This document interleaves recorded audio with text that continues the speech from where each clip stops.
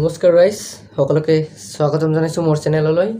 আজি মই নতুন একটা ভিডিওত আইছো। তো আজি ভিডিওটো গম পাইছে অলৰেডি কিহৰ বিষয়ে আলোচনা কৰিম।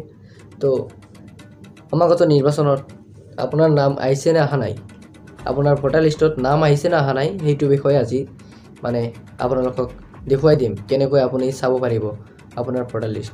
তো আজিকালি সকলোৰে হাতত স্মাৰ্টফোন থাকে এটা কৰি, বা সকলোৰে ঘৰত থাকে আজিকালি, মানে ক'বলৈ গ'লে অনলি স্মাৰ্টফোনে, সবৰ লগতে স্মাৰ্টফোন। তো এই স্মাৰ্টফোনৰ জৰিয়তে আপুনি কেনেদৰে কি কৰিব ভোটাৰ লিষ্টখন আপুনি চাব পাৰিব। তো সেইটোৰ বিষয়ে মই আজি আপোনালোকক দেখুৱাই দিম। তো ভিডিওটো শেষলৈ স্কিপ নকৰাকৈ চাই থাকিব, আৰু মই যেনেকৈ ভিডিওটো দেখুৱাই দিম সেই তেনেকৈ সাৰ্চ কৰিব বা তেনেকৈ আপোনালোকে ফলো কৰিব ইনষ্ট্ৰাকশনবিলাক। তো এই লিংকটো মই ভিডিওৰ তলত ডেসক্ৰিপশনত দি দিম, য'ত আপুনি বস্তুটো মানে আপোনাৰ ভোটাৰ লিষ্টখন সাৰ্চ কৰিব। তো সেই লিংকখন মই দি দিম। তো ভিডিওটো আৰম্ভ কৰোঁ। তো মই ভিডিও প্লেয়ত দেখাই আছোঁ কেনেকৈ কি কৰিব লাগে। তো আপুনি মোবাইলৰ স্ক্ৰীনত চাব কেনেকৈ মই কি কৰোঁ। তো আপুনি সিম্পল আপোনাৰ মোবাইলত গুগল থাকে, তাৰপিছত ক্ৰোম থাকে, তো যিকোনো এটাত আপুনি কি কৰিব সাৰ্চ কৰিব। তো মই ক্ৰোম ইউজ কৰোঁ বেছিভাগ, তো ক্ৰোমত মই সাৰ্চ কৰিম এতিয়া eci.gov.in। তো এইটো ফুল ফৰ্ম হৈছে ইলেক্ট্ৰন কমিশ্যন অফ ইণ্ডিয়া। তো এইটো যেতিয়া আপুনি লিখি দিব তো এইটো অলৰেডি আহি যাব। তো ইয়াত ক্লিক কৰাৰ পিছত চাওক কি আহি যায়। তো এনেদৰে ইণ্টাৰফেচ আহি গ'ল। অহাৰ পিছত আপুনি কি কৰিব, তো সেকেন্ড অপশন আহিব। তো সেকেন্ড অপশনত আপুনি কি কৰিব, ক্লিক কৰিব। ক্লিক কৰাৰ পিছত চাওক কি আহে। তো এনেধৰণে ইণ্টাৰফেচ আহিব। তো এনেদৰে ইণ্টাৰফেচ অহাৰ পিছত আপুনি কি কৰিব, ইয়াতে নেম, তো আপোনাৰ নেমটো লিখি দিব। তো মই জাষ্ট ডেমো দেখাই আছোঁ। তো নামটো লিখিব, তাৰপিছত আপোনাৰ দেউতাকৰ নাম বা আপোনাৰ স্বামীৰ নাম দিব। তো ইয়াতে সিম্পল দেউতাকৰ নাম দি আছোঁ।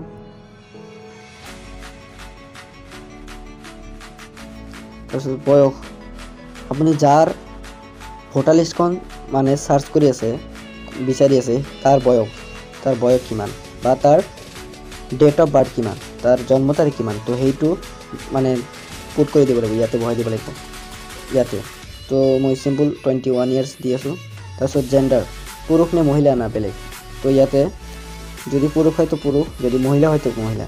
তো পুৰুষ হয় সেইকাৰণে মই পুৰুষ সিলেক্ট কৰিলোঁ। তাৰপিছত ষ্টেট মানে ৰাজ্য, আপুনি কোনটো ৰাজ্যত বাস কৰে, তো সেইটো ৰাজ্যৰ সিলেক্ট কৰিব লাগিব। তো মই অসমৰ হয় তো অসমৰ সিলেক্ট কৰিলোঁ। তাৰপিছত জিলা, আপুনি কোনটো জিলাৰ হয়, অসমৰ কোন জিলাৰ। তো ইয়াতে বঙাইগাঁও জিলা, আমি বঙাইগাঁও জিলাৰ। তো তাৰপিছত কি আহে, এইটো এছেম্বলি বুলি যে কয়, আপোনাৰ কোনটো সমষ্টিৰ, তো সেই সমষ্টি সিলেক্ট কৰিব লাগিব।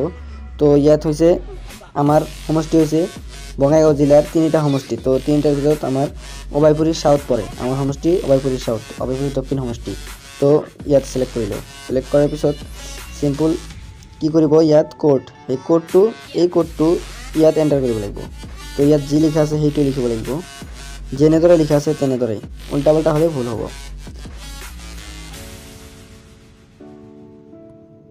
তো এনেদৰে এণ্টাৰ কৰাৰ পিছত চাওক এনেদৰে আহি গৈছে ভিউ ডিটেইলছ।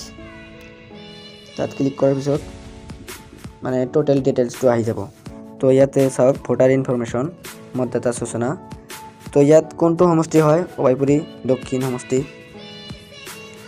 সেইটো চাওক 35 নং।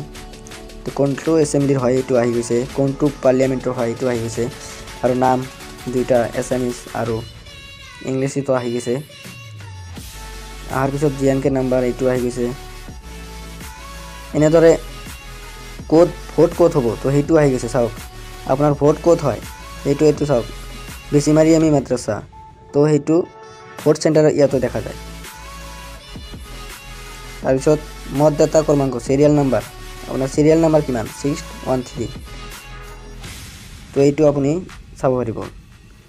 তাৰপিছত আপোনাৰ তাৰিখ, কেই তাৰিখত আপোনাৰ ভোট দিব লাগিব এইটো আপুনি ইয়াতে লিখা আছে। তো 6 তাৰিখ 4 এপ্ৰিল 2021 এইটো তাৰপিছত পলিং ষ্টেচন এইটো চাওক এইটো পুৰা টোটেল ডিটেইলছ দি আছে তো এই ডিটেইলছখন যদি ডাউনলোড কৰিব বিচাৰে তো কি কৰিব সিম্পলি প্ৰিন্ট ভোটাৰ ইনফৰমেশ্যন ইয়াতে ক্লিক কৰা দিয়াৰ পিছত নতুন ইন্টাৰফেস আহিব এই মোৰ অলৰেডি ডাউনলোড আছে কাৰণে ডাউনলোড হোৱা নাই তো এইটো সব ডাউনলোড হৈ গ'ল এইটো সব লিষ্টখন আহি গৈছে তো এই লিষ্টখন মতে আপোনাৰ ভোট কেন্দ্ৰ আপোনাৰ ক'ত ভোট হ'ব কেতিয়া ভোট হ'ব সেইটো আপুনি গম পাব তো ভিডিওটো ভাল লাগিলে আপোনাৰ ফ্ৰেন্ডছ সকলক মানে শেয়াৰ কৰি দিব যাতে সিহঁতেও বস্তুটো গম পায়